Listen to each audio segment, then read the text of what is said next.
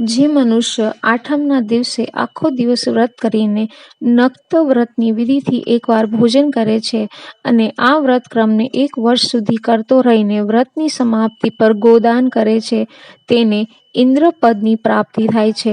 આ વ્રતને સદગતિ વ્રત કહે છે. પોષ માસના શુક્લ પક્ષની અષ્ટમી તિથિના વ્રતનું નામ મહારુદ્ર વ્રત છે. જ્યારે શુક્લ અને કૃષ્ણ બંનેની પક્ષની આઠમ બુધવારે હોય તો નિયમપૂર્વક બુધાષ્ટમી વ્રત કરનારની સંપત્તિ કદીય ખંડિત થતી નથી. મુક્તિની ઈચ્છા રાખનાર જે મનુષ્ય 2 આંગળીઓ છોડીને બાકીની 3 આંગળીઓની મુઠ્ઠીઓ 8 મુઠ્ઠી ચોખા લઈને શ્રદ્ધાપૂર્વક ભાત બનાવીને દર્ભથી વીંટાળેલા આંબાના પાનના પડિયામાં કરેમું એક પ્રકારની ભાજીનું શાક અને આમલી સાથે ભાત આ વ્રતની સમાપ્તિ પછી ગ્રહણ કરે છે અને બુધાષ્ટમીની કથા સાંભળે છે, એની બધી ઈચ્છાઓ પૂરી થાય છે. બુધાષ્ટમીએ જળાશયમાં પંચોપચાર વિધિથી બુધદેવની પૂજા કરવી જોઈએ. ત્યાર પછી યથાશક્તિ દક્ષિણા સાથે ચીભડા અને ચોખાનું દાન આપવું જોઈએ. આ દેવના પૂજનનો બીજ મંત્ર ઓમ બુધાય નમઃ, ઓમ બુમ બુધાય નમઃ, ઓમ બુમ બુધાય નમઃ. આ દેવ પૂજા પછી કમળ કાકડી વગેરેની આહુતિ આપતા આ જ બીજ મંત્રના અંતે સ્વાહા શબ્દનો ઉપયોગ કરવો જોઈએ.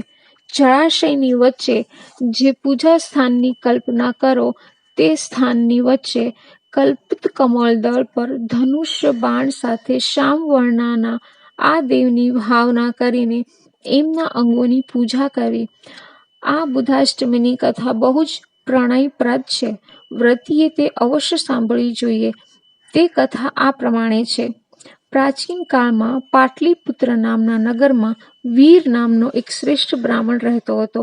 તેની પત્નીનું નામ રંભા અને પુત્રનું નામ કૌશિક હતું. તેને વિજયા નામે એક પુત્રી હતી તથા ધનપાલ નામનો એક બળદ હતો. ગ્રીષ્મ ઋતુમાં એકવાર કૌશિક તે બળદને લઈને ગંગામાં જળ ક્રીડા કરતો હતો. એ સમયે ચોર ગોવાળિયા બનીને બળદને લઈ ગયા. કૌશિક દુઃખી થઈને વનમાં ભ્રમણ કરવા લાગ્યો. તે જ સમયે સંયોગવશ પોતાની માતાની સાથે ગંગાજળ લેવા માટે વિજયા ત્યાં આવી ગઈ. કૌશિક ભૂખ તરસથી વ્યાકુળ થઈને કમળનાળનું ભક્ષણ કરવાની ઈચ્છાથી એક જળાશય પાસે પહોંચી ગયો. ત્યાં દિવ્ય લોકની થોડી સ્ત્રીઓ પૂજા કરી રહી હતી. એમને જોઈને કૌશિકને બહુ આશ્ચર્ય થયું.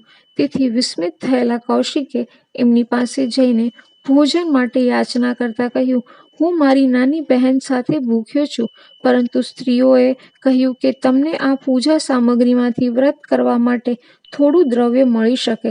તમે પણ અહીં જ વ્રત કરો. ત્યાર પછી કૌશિકે ત્યાં જ ધનપાલ બળદની પ્રાપ્તિ માટે અને વિજયા અને પતિની પ્રાપ્તિ માટે બુધદેવની વ્રત પૂજા કરી. વ્રત પૂજન કર્યા પછી સ્ત્રીઓ દ્વારા ઘડિયામાં આપેલા પ્રસાદને તે બંનેએ ગ્રહણ કર્યો. પછી તે સ્ત્રીઓ ત્યાંથી ચાલી ગઈ. થોડા સમય પછી ચોરોની સાથે ધનપાલ બળદ પણ ત્યાં જોવા મળ્યો. ચોરોએ આપેલા બળદને લઈને તે બંને પ્રદોષકાળમાં ઘેર પાછા ગયા. ઘરમાં ચિંતાતુર પિતાને પ્રણામ કરીને કૌશિક રાત્રે સુખેથી સૂઈ ગયો. અહીં યુવાન થયેલી પુત્રી વિજયાને જોઈને પિતાને થોડી ચિંતા થઈ કે હું આ પુત્રી કોને આપું. દુઃખી પિતાએ યમરાજને પુત્રી આપવાનો નિશ્ચય કર્યો.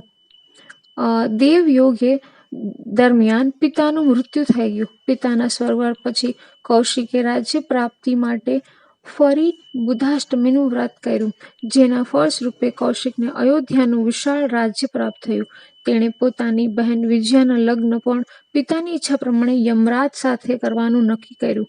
વ્રતના પ્રારંભથી યમરાજાએ આવીને વિજયાને પત્ની રૂપે સ્વીકારી લીધી અને વિજયા પતિના ઘેર જઈને રહેવા લાગી.